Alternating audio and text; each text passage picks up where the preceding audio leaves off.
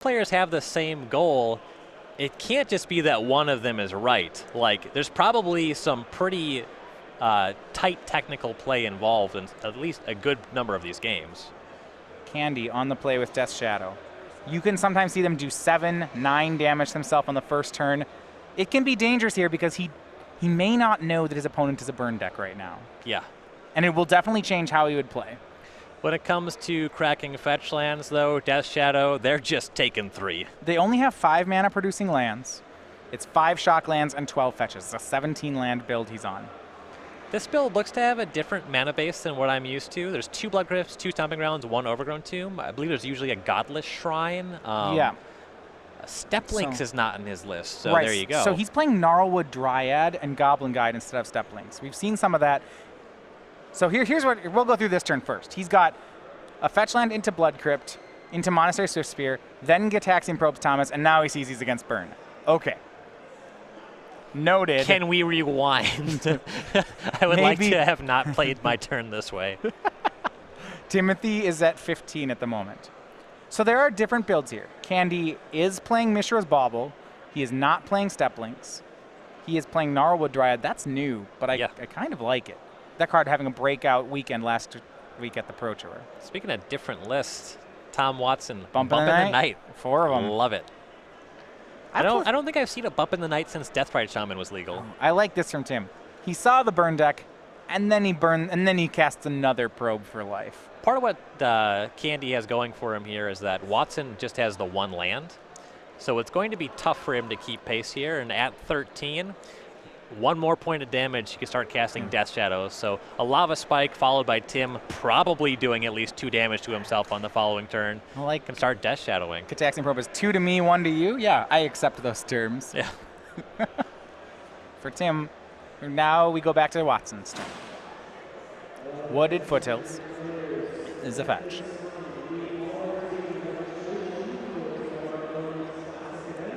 The 2 Tarmogoyfs in the main deck of Death's Shadow here for Candee figure to be very good in this matchup. Yeah, Tarmogoyf is huge. Generally just a very good card against Burn. Yeah. Normally you'll see 1 in the main here, maybe, or 1 in the sideboard. 2 in the main and a 3rd in the sideboard is very different.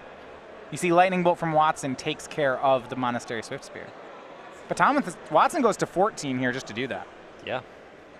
One thing about Death Shadow aggro is that he doesn't have a ton of threats, so you can cast that Lightning Bolt and really just hope that Candee doesn't have a follow-up that plays to the table.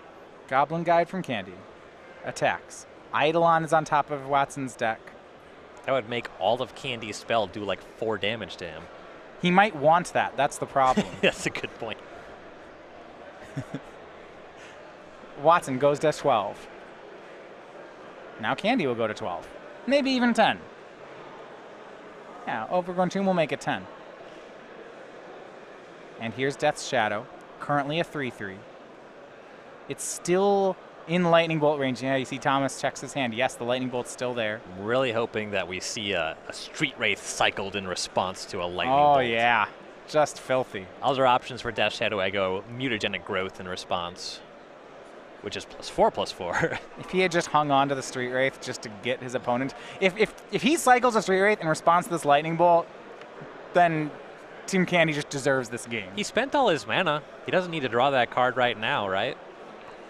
No, he just straight deserves it. Okay. When I draw Street Wraith, I cycle it. Okay, that's what I do with the card.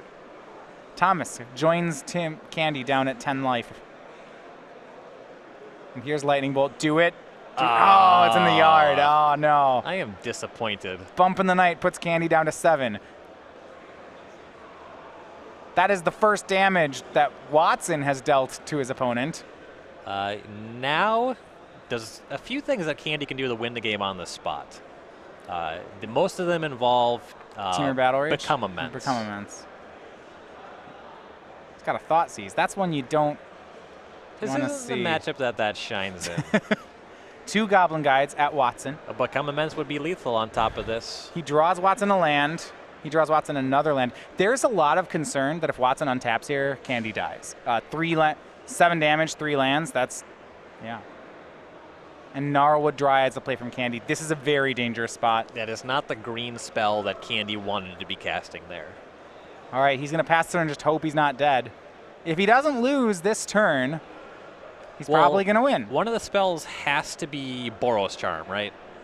Has to be a 4-point burn spell. Is that the only 4? I guess Gnarlwood Dryad turns off some... yeah, okay. It would have to be Boros Charm. No, he could go 3-1, triple 1-mana spell. True, you're right. The 1/1 Death Touch Gnarlwood Dryad from Eldritch Moon. It's another one of our Eldritch Moon cards we're seeing in Modern. Creature, land, sorcery, all in the graveyard for Timothy Candee. I don't believe he has the 4th card type, though. And if Watson's starting on Swift Spear, I don't think he has it.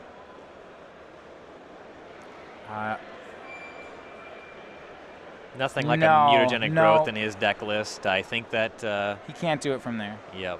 And he just passes, leaving it back as a blocker now. He can survive the turn. Okay. Candee has a Thoughtseize. Is he bold enough to cast it here? That's... I don't think so. I don't think so. I don't think you want to do that. I would not. These Death Shadow guys, man, they're crazy. That's true. You never know if they're gonna they might Thoughtseize you on too. I spent some time with Will Drescher. You don't know what that guy's gonna do next.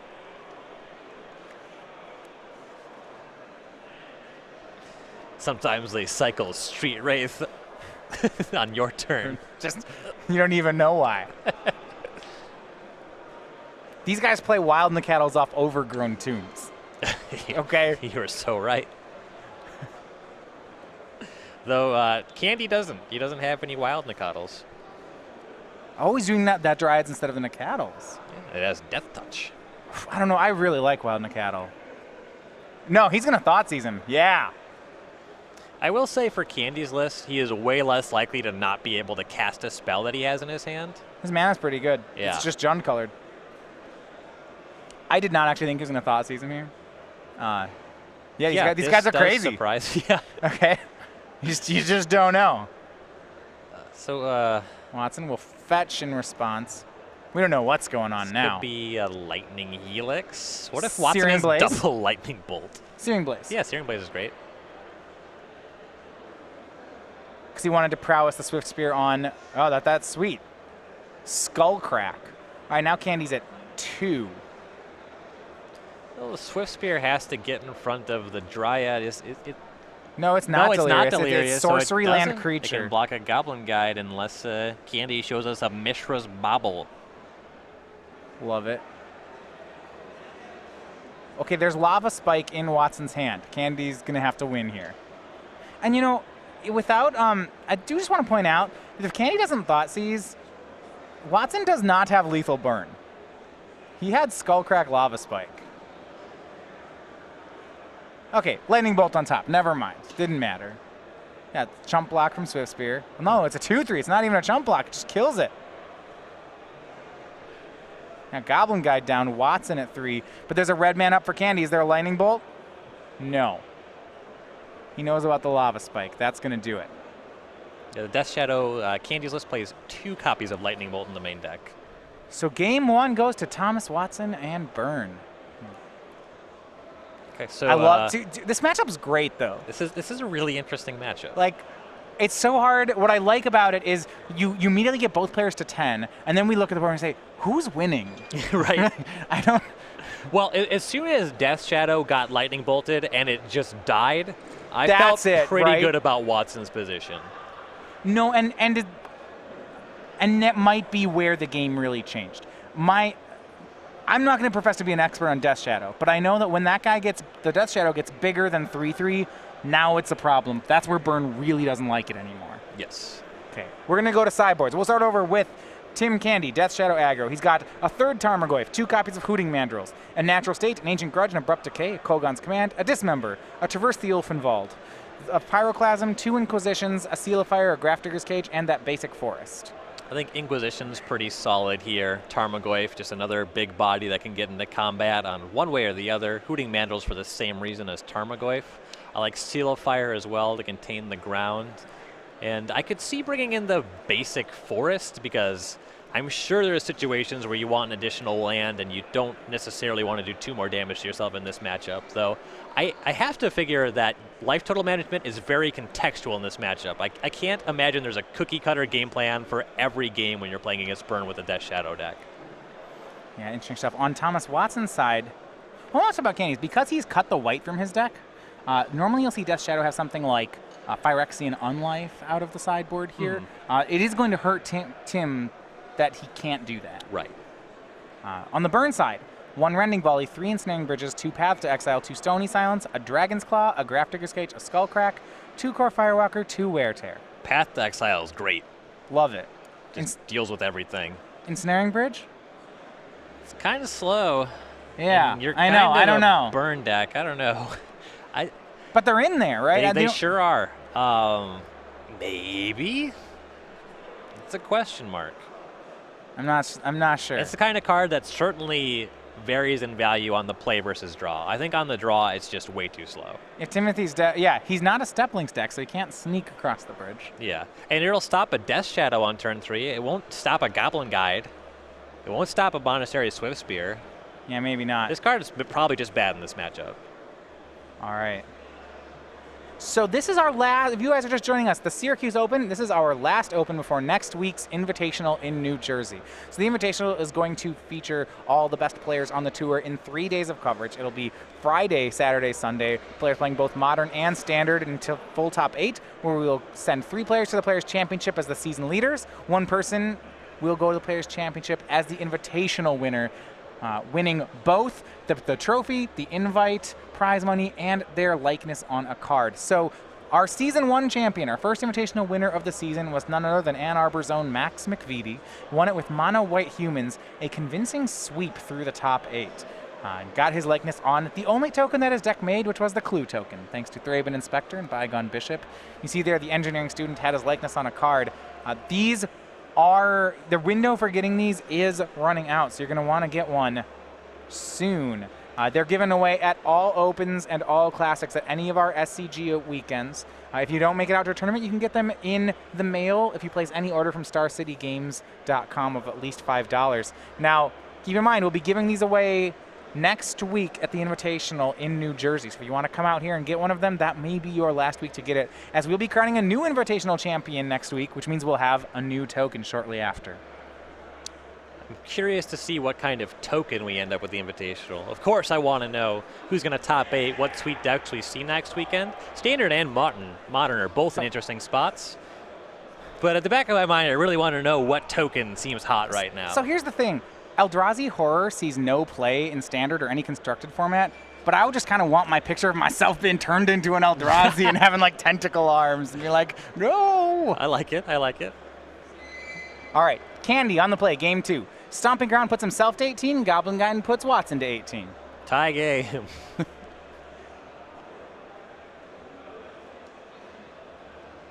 Right out, none of those 3-2 see play. Was it some, maybe? I saw some in play. Wharf Infiltrator, how are they? Foul Emissary. Oh. Okay. Post-rotation, I could see making some writhing townships. All right. A little hand-weird garrison action.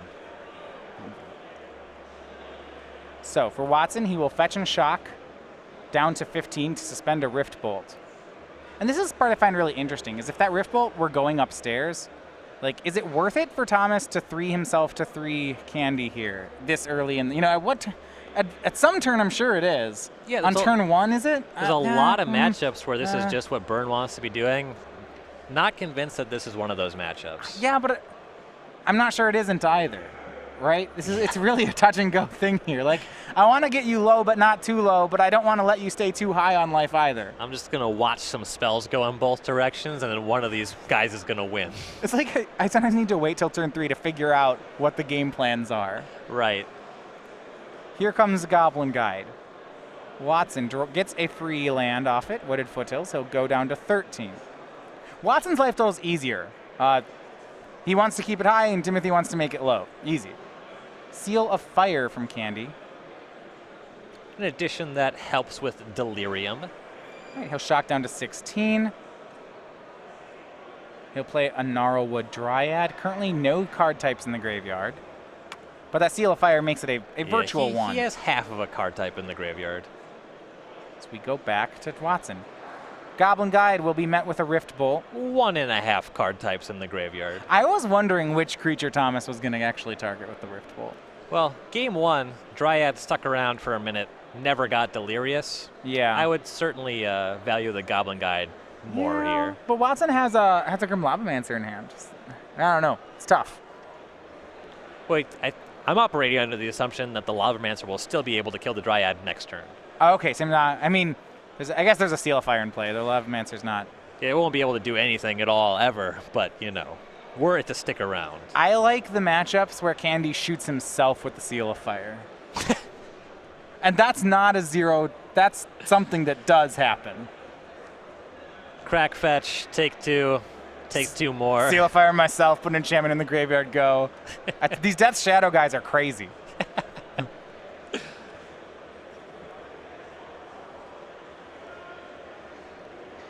Bump of the night from Watson. Candee down to 13. Death Shadow range? He'll play Grim Lavamancer. Not worried about the Dryad getting Delirious. Seal of Fire will be used on the Lavamancer immediately. 2 card types now in the yard. Looks like a fetch land. We're going to be at 3 in short order. Gitaxian Probe would be the 4th if he has one. A probe or a bobble. Looking at his hand, what do we have? So he has the land. He'll play and fetch. Now this is interesting, right? Fetch, tapped or untapped. Assume you have nothing to play. Untapped. YOLO. Okay. You're playing against Burn. If he This dies, matchup's he so dies. weird. It's the only deck that just gives free points to Burn. All right, he's down to 10 off the fetch. Well, one of the spells here is Death Shadow. Yeah, but this is that situation just like last game. Oh yeah, where you don't want it on 3. Yeah. You want to be at 4. Maybe. I'm not sure what the last spell has. It might be a Traverse the Ovenwald is the last spell. Well, that'll work. It is a sorcery, and well, the Traverse would turn on the Dryad, but it wouldn't be on itself. Interesting. So he doesn't actually attack with the Dryad. He leaves it back to perhaps block. Yeah. And now a bump in the night from Watson puts Candee down to 7. He figures some spell is going to put him below 10, so he'll be able to cast a Death Shadow next turn. And if it's a creature, he may as well block. The Dryad's not how he's winning this game.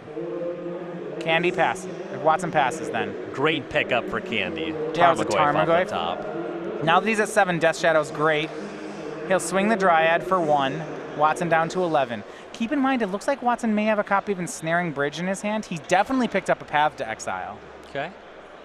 So Death Shadow from Candee, it's a 6/6. 2 Paths in Tom's hand. Hey, 2 giant monsters. And there's Tarmogoyf.